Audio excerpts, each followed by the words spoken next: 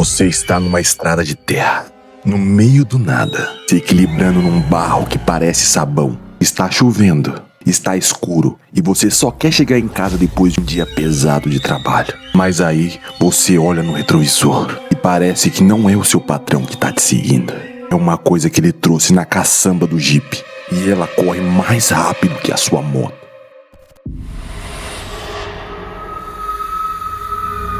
Fala, meus tamanduá bandeira, bem-vindos ao Brio. Mais um vídeo que eu vou te provar que trabalhar às vezes cansa e às vezes mata. A história de hoje é de um herói nacional, não muito reconhecido, o pedreiro. O cara levanta a parede, faz laje e ainda tem que ouvir um engenheiro que nunca pegou numa enxada, meu nobre. Nosso protagonista é o Cláudio, um guerreiro da construção civil, piloto de teste da Honda. Porque ele tem uma Bros 160 que enfrenta terrenos que nem tatu de chuteira é capaz de subir. Ele pegou uma empreita aí de um milionário, Dr. Hélio. Sabe aquele cara que tem tanto dinheiro que perde a noção da realidade? O cara decidiu construir uma casa, uma mansão no mato, meu.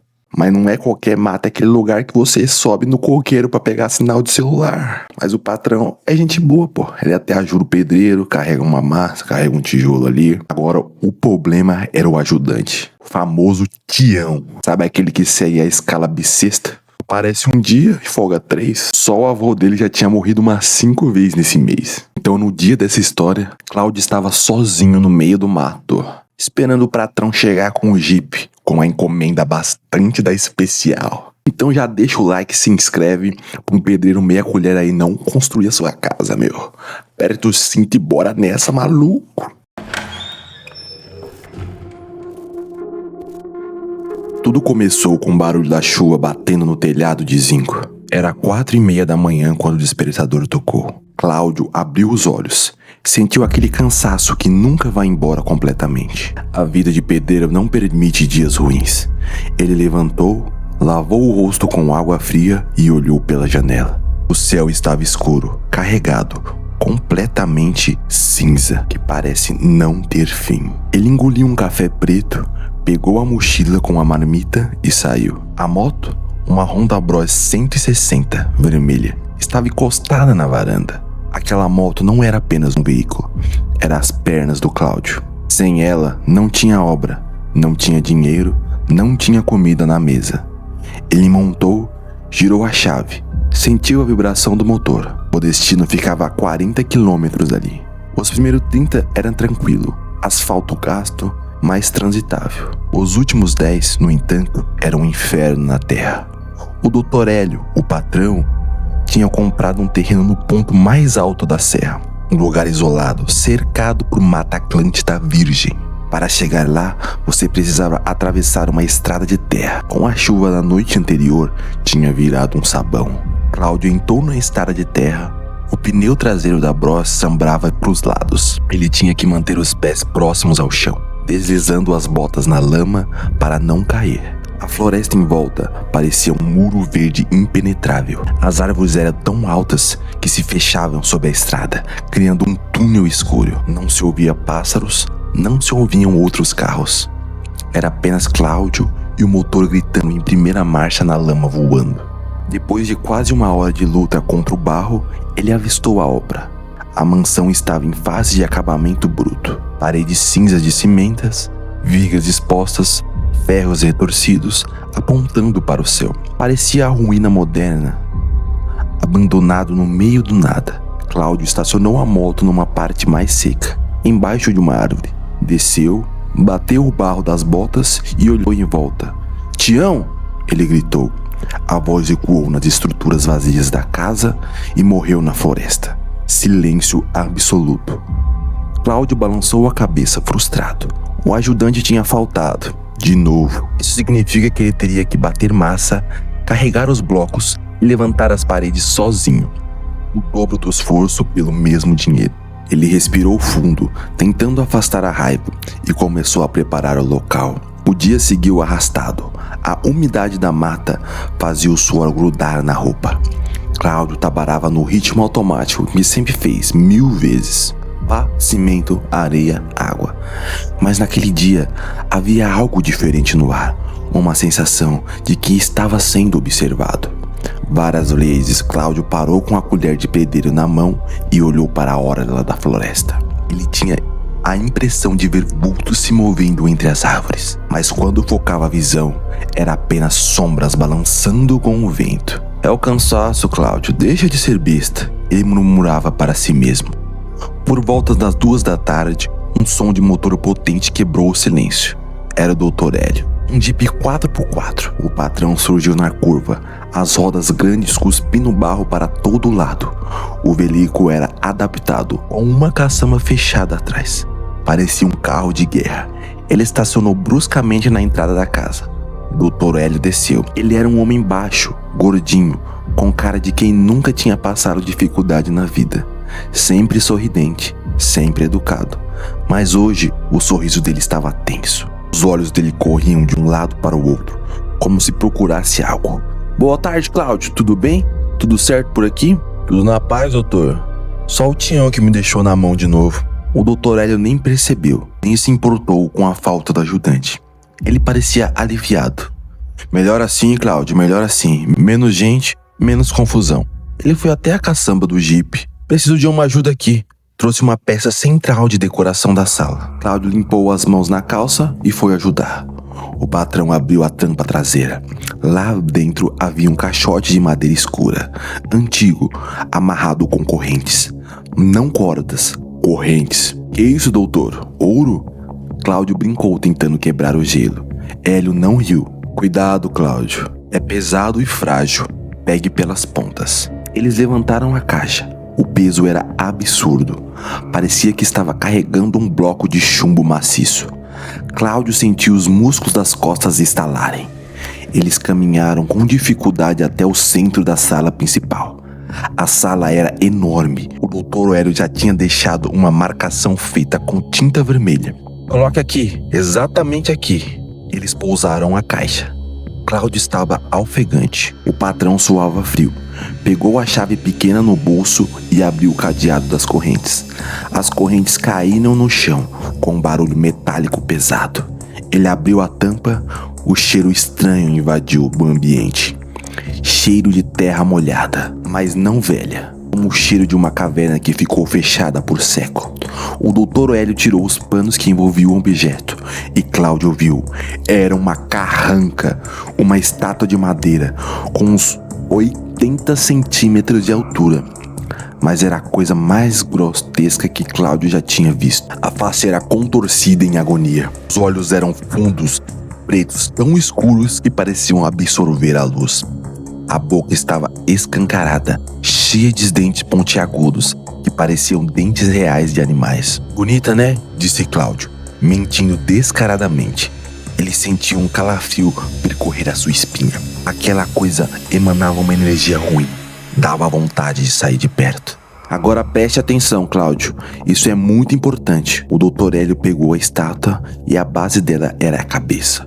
O pescoço afinava até terminar numa ponta como uma estaca. Se você tentasse colocar em pé, de um jeito paranormal ela caía.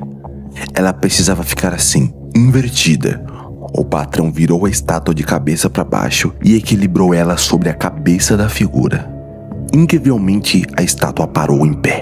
Ficou imóvel, perfeitamente equilibrado numa superfície curva, desafiando a gravidade. Era fisicamente impossível, mas estava lá. Doutor, isso não tá certo, vai cair. Cláudio instintivamente estendeu a mão para segurar a peça. Não toque nela, gritou o Dr. Hélio. Foi tão alto que Cláudio deu um pulo para trás. O patrão estava tremendo, os olhos arregalados. Desculpa, Cláudio, eu estou nervoso, mas você não pode tocar nela agora, que ela está assentada. Ela é o selo. Selo do quê? Dr. Hélio forçou o sorriso, mas parecia uma careta de dor. Coisa de família, superstição, sabe como é rico, né? A gente tem umas manias. Ele olhou para o relógio no pulso. Eram 4:30 da tarde. O céu lá fora estava ficando preto. A tempestade ia voltar com força. Eu preciso ir, Cláudio. Tem uma reunião em São Paulo. Já, doutor? E o pagamento? Já fiz o Pix, tá na conta. Pode conferir. O patrão estava desesperado para sair dali. Ele praticamente correu para o jipe. Cláudio ficou parado na porta, vendo aquela cena patética. Um homem rico fugindo da própria casa. Antes de entrar no carro, o Dr. Hélio parou e gritou: Cláudio, tente terminar antes de escurecer ele totalmente. E aconteça o que acontecer, não vire a estátua. Ele entrou no jipe, ligou o motor e saiu cantando pneu na lama. Em segundos, o som do motor sumiu na distância. O silêncio voltou, mas agora o silêncio era pesado. Cláudio estava sozinho, quilômetros de qualquer ser humano, com uma tempestade chegando. E com uma estátua horrenda no meio da sala, que parecia estar olhando para ele, mesmo estando de cabeça para baixo. Ele olhou para a carranca, parecia olhos pintados de preto. Tinha se movido 1 milímetro para a direção dele. Que besteira, Cláudio, é só madeira. Ele virou de costas e voltou para o trabalho. Mas a sensação de estar sendo observado não passou. Pelo contrário, agora parecia que a observação vinha de dentro da própria casa, como se a mansão estivesse prendendo a respiração, esperando a noite cair. Meu Deus, o negócio ficou tenso, cara. Tomara que a coisa mais assustadora que eu vejo nesse vídeo é um ajudante de pedreiro aí que matou o avô 5 vezes nesse mês, cara. Tomara. Vamos lá? Parte 2.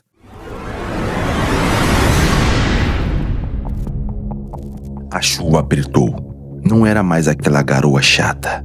Era um dilúvio que fazia a mata rugir. Cláudio olhou para o céu e praguejou. Já passavam das 5:30. A escuridão desceu rápida, como se alguém tivesse apagado a luz do mundo. Ele recolheu as ferramentas com pressa. Lavou a enxada na bica dos fundos. Sentiu a água gelada congelar os dedos. Enquanto a água corria, ele ouviu um som. Vinha de dentro da casa. Cláudio fechou a torneira e o som parou. Dr. Hélio? Ele chamou, sabendo que o patrão já estava longe. Ninguém respondeu. Só o vento assobiando as vigas do concreto. O vento bateu na porta. Só isso. Ele jogou as ferramentas na mochila, jogou nas costas e correu para a moto. A Bros 160 estava lá, encharcada, a única chance dele sair daquele buraco. Cláudio montou, girou a chave, o painel acendeu fraco. Ele apertou o botão da partida, nhaque, nhaque. O motor girou pesado e morreu. Não faz isso comigo, filha, hoje não. Ele tentou de nhaque, silêncio. Cláudio sentiu o suor frio escorrendo pelas costas, misturado com a chuva. Ele tentou o pedal de partida. Deu um chute forte, com raiva. Nada. O motor estava morto. Mecanicamente perfeita, com gasolina no tanque, mas morta, como se a alma da máquina estivesse sido sugada. E foi nesse momento de desespero que a coisa aconteceu. A luz da sala desceu, um clarão amarelo iluminou a chuva. Cláudio congelou o pé no pedal do motor. Ele sabia que tinha desligado o disjuntor geral. Ele mesmo tinha baixado a chave, mas não tinha como ter luz. A curiosidade é um defeito mortal. Em vez de largar a moto e sair correndo com o pé na lama, Cláudio foi olhar. Ele se aproximou da porta de vidro da sala, caminhando devagar na varanda. O coração batia tão forte que doía no peito. Ele encostou o rosto no vidro molhado e olhou para dentro. A sala estava iluminada, mas a luz oscilava. No centro da sala, a carranca. O sangue do Cláudio gerou. A estátua tinha mudado. Lembra do Dr. Hélio? Ele disse que só parava em pé se tivesse de cabeça para baixo. Pois é, agora ela estava na posição correta. A cabeça em cima e o pescoço embaixo. Mas ela tinha uma base. O pescoço era uma ponta fina. Ela estava flutuando alguns centímetros do chão, girando lentamente no próprio eixo. E os olhos pintados de preto, agora brilhavam uma luz vermelha fosca. Mas o pior não estava no chão. Cláudio sentiu uma presença, algo grande. Ele levantou os olhos. O grito ficou preso na garganta. Tinha alguém no teto, não pendurado, andando. Uma figura humanoide, magra e membros longos demais. Ela caminhava pelo teto como a gravidade tivesse sido invertida. Os cabelos longos e sujos da criatura caíam para cima em direção ao teto. As roupas, trapos velhos, também caíram para cima. Era o inquilino, o colega de quarto do Dr. Hélio. Ele parou de andar e lentamente virou o pescoço num ângulo impossível, olhando em direção para a janela, direto pro Cláudio. O rosto da coisa era idêntico à carranca, e a mesma boca torcida e os mesmos dentes, só que vivo. A criatura sorriu. O vidro da sala explodiu. Cabum! Cacos de vidro voaram para fora, cortando o rosto de Cláudio. A força da explosão jogou ele para trás, lá na lama. Ele caiu de costas atordoado. O zumbido no ouvido era ensurdecedor. Ele tentou se levantar. Escorregando no barro, ele viu uma coisa saindo pela janela quebrada. Ela não pisou no chão. Ela pisou no ar, de cabeça para baixo, como se o céu fosse o chão dela. Ela veio descendo em direção ao Cláudio, com as garras estendidas. O instinto animal tomou conta. Cláudio não pensou na moto, não pensou no pagamento. Ele só pensou e se virou para a mata e correu para a escuridão da mata. Tropeçando, caindo, levantando. O barro chupava as botas dele. Atrás dele, um som horrível. Não era passos, eram sons de estalos. Os galhos secos quebravam. A coisa estava vindo. Ela não precisava da estrada. Meu Deus, tem uma coisa que eu aprendi, que quando o monstro aparece não tem mais hierarquia de serviço. Não tem pratão empregado. A hierarquia é de quem corre mais, meu brode. Bora lá, parte 3.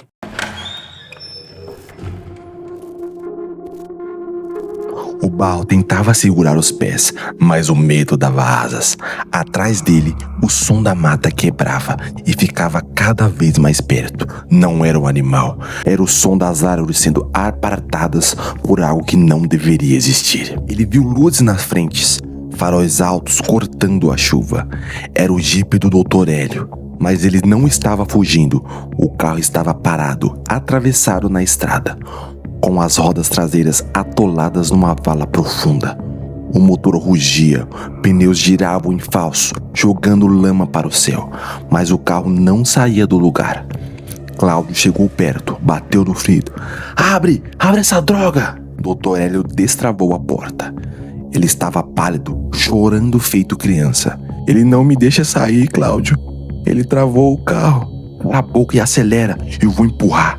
Cláudio foi para trás do jipe. Aquela decisão foi a mais estúpida e corajosa da vida dele. Ele apoiou a mão na lataria fria e suja de barro. Olhou para trás. A coisa estava vindo. Ela desceu de uma árvore, caindo para cima. Aterrissou no meio da estrada e de cabeça para baixo e braços e pernas invertidos como uma aranha humana. Ela sorriu. Vai, doutor, agora! O motor do jipe girou. Cláudio empurrou com toda a força que tinha no corpo. As veias do pescoço saltaram. O pneu girou. Agarrou uma pedra do jipe e deu um tranco para a frente. Saiu do atoleiro. Cláudio não esperou o convite. Ele se jogou na caçamba aberta no jipe. O carro sambou na pista, mas pegou tração e acelerou. Cláudio olhou para trás. A coisa estava parada no meio da estrada. Ela não correu atrás, ela apenas levantou a mão, ou seria um pé, e acenou um adeuzinho zombeteiro. Eles desceram a serra num silêncio mortal. Eles só pararam 30 quilômetros depois, num posto de gasolina, iluminado na beira da rodovia. O Dr. Hélio saiu do carro. Ele tremia tanto que não conseguia acender o cigarro. Cláudio desceu da caçamba, coberto de lama dos pés à cabeça. Ele caminhou até o patrão e segurou ele pelo golo. Dr. Hélio não reagiu. Ele apenas olhou para o chão e começou a rir, numa risada nervosa, quebrada. É o guardião, Cláudio, o guardião da fortuna. Eu fiz um acordo, prosperidade eterna. Em troca, eu tinha que construir uma casa para ele, um santuário onde o mundo fosse invertido como ele. A carranca é a chave e a casa é a jaula. Cláudio soltou um colarinho dele, sentiu nojo. Você é doente. Dr. Hélio foi até o porta-luvas e tirou um talão de cheque do carro. Escuta aqui, você nunca esteve lá hoje. Você nunca viu nada. Sua moto ficou lá, esquece ela. Toma isso. Ele assinou o cheque. O valor faria qualquer um cair para trás. Jogou uma chave de uma picape L200 Triton na mão do Cláudio. É sua pro quarto, pra você nunca mais atolar. Meu silêncio? Perguntou Cláudio. É o seu silêncio, vale a vida da sua família, porque se você abrir a boca, ele vai te achar. E ele não gosta de fofoca. Cláudio pegou a chave, pegou o cheque e nunca mais olhou para a cara do Dr. Hélio. 3 meses depois, a vida dele seguiu. Cláudio trocou de número, mudou de bairro. A L200 nova brilhava na garagem. Ele pegou uma obra nova, um condomínio fechado, bem longe daquela serra maldita. Dessa vez ele não arriscou. Nada de Tião, nada de ajudante desconhecido. Ele levou o filho mais velho, o Juninho, moleque forte e obediente. Por que o senhor não contrata aquele tal de Tião que o senhor falava? Ele era engraçado, perguntou o filho, enquanto peneirava a areia. Cláudio parou. Um arrepio frio subiu a espinha. Mesmo sob o sol de 40 graus, ele se lembrou da última imagem que teve naquela mansão da floresta. Quando ele estava lá correndo para o jipe, ele olhou de relance para uma viga de ferro que estava exposta na casa. Lá no alto, pendurada e balançando com o vento, estava a camisa do Tião, a calça do Tião e as botas. Tudo intacto, mas o Tião não estava dentro delas. O ajudante não tinha faltado no serviço naquele dia. Ele tinha chegado mais cedo, antes do Cláudio. Infelizmente, ele encontrou o inquilino com fome. Esquece o Tião, filho, disse Cláudio, voltando a bater massa com força, tentando abafar a memória. O Tião se aposentou. Meu, você é louco, meu. Essa história tem mais 2 partes, hein? Essa aqui é a parte 1. Agora, dito isso, tem coisa na vida que é melhor a gente nem saber, né? Se você quer saber, você comenta aqui. Quero a parte 2. Aí a gente conversa. Agora, se você gostou da história, já deixa o like, se inscreve para não perder as próximas. Agora comenta aqui. Você pegaria a picape e o dinheiro ou abrir o bico pra polícia? O que você faria? Eu sou o Lucas e lembro pra você, carteira assinada é bom, mas a alma do corpo também é bom. Bora, fui!